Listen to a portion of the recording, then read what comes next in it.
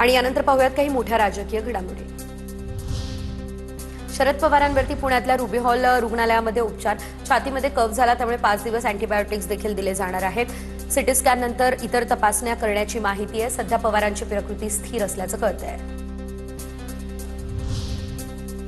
सुनेत्रा पवार उद्या सकाळी 10 वाजता मंत्रालयामध्ये पदभार स्वीकारणार। मंत्रिमंडळ बैठकीसह प्रशासकीय कामकाजातही सहभागी होणार। 12 किंवा 13 तारखेला सुनेत्रा पवार पंतप्रधान मोदी आणि केंद्रीय गृहमंत्री शहांची भेट घेतील। याच आठवड्यामध्ये राष्ट्रीय अध्यक्ष नेमणुकीच्या प्रक्रियेला सुरुवात होण्याचीही शक्यता आहे।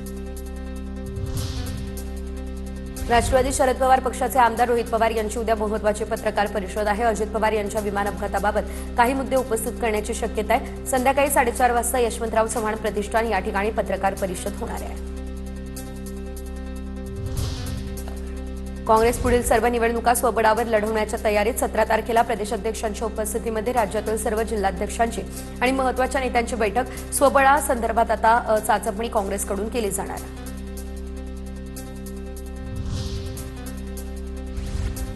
महत्वाची बातमी, मुंबई पालिकेतील तब्बल 44 वर्षांनंतर भाजपचा महापौर विराजमान होणार। मुख्यमंत्री देवेंद्र फडणवीस आणि एकनाथ शिंदे उपस्थित राहतील। जोरदार शक्ती प्रदर्शन करत महायुती जल्लोष करणार। रितू तावडे यांच्या महापौर पदाबाबतच्या खुर्चीवर बहुमताचा विक्रमी आकडा दाखवत पदग्रहण होणार।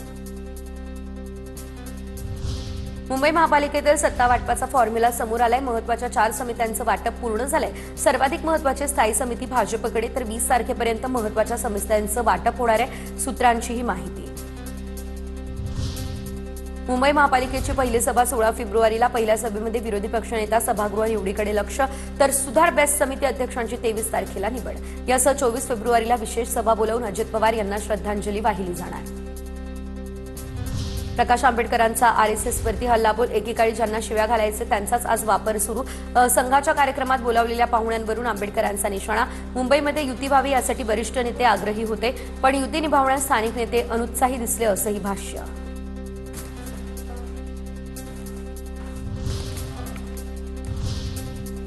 आणि आता काही राजकीय घडामोडी। चंद्रपूरमधील उद्या होणाऱ्या उपमहापौर निवडणुकीमध्ये जनविकास सेनेचे अध्यक्ष आणि नगरसेवक पप्पू देशमुख यांची उमेदवारी कायम राहणार। काँग्रेसचे महापौर पदाचे उमेदवार कोण राहणार यावरती वेळेवरती भूमिका ठरणार। जनविकास सेनेचे 3 नगरसेवक आहेत। चंद्रपूरमध्ये महानगरपालिका सत्ता स्थापनेचा संघर्ष सुरू आणि असं असतानाच आता मुनगंटीवार आणि धानोरकर एकत्र। संताजी वसतिगृह वधूवर परिचय मेळाव्यामध्ये दोघे जण एकत्र। राजकारणामध्ये तर्कवितर्क लढवण्यास सुरुवात। लातूर पालिकेच्या महापौर उपमहापौर पदाची निवड अखेर बिनविरोध। वंचितने ऐनवेळी निवडणुकीतून माघार घेतली, त्यामुळे बिनविरोध निवड झाली। काँग्रेसच्या जयश्री सोनकांबळे आणि उपमहापौरपदी स्नेहल उडगे यांची निवड। आदिवासी विकास मंत्र्यांसमोर आता आमदार आमशा पाडवी प्रशासनावर संतापलेल्या शासकीय कार्यक्रमामध्ये आमदारांना डावललंय। आरोपावरून अधिकाऱ्यांना सुनावलंय। आम्ही फक्त टाळ्या वाजवायच्या का? तोरणमाळ महोत्सवावरून पाडवींचा हा सवाल। राज्याचे उपमुख्यमंत्री एकनाथ शिंदे यांना पंतप्रधान नरेंद्र मोदी यांनी ट्विट करत वाढदिवसाच्या शुभेच्छा दिल्या। महाराष्ट्राच्या विकासासाठी आणि पूज्य बाळासाहेब ठाकरे आणि धर्मवीर आनंद दिघे यांचं स्वप्न साकार करण्यासाठी एकनाथ शिंदे अथक परिश्रम घेत आहेत, असं म्हणत पंतप्रधान मोदींनी शुभेच्छा दिल्या। राज्याचे उपमुख्यमंत्री एकनाथ शिंदे यांच्या वाढदिवसानिमित्त मातोश्रीबाहेर बॅनरबाजी।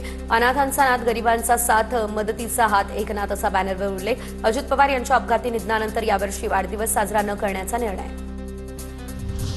देशातील सर्वात चांगली मेट्रो आपल्या नागपूरमधील प्रत्येक रिंग रोडवरती आणि बुटीबोरीसमोर जाण्यासाठी मेट्रो बनवली जाणार। नागपूरमधील भाषणामध्ये नितीन गडकरी यांची प्रतिक्रिया।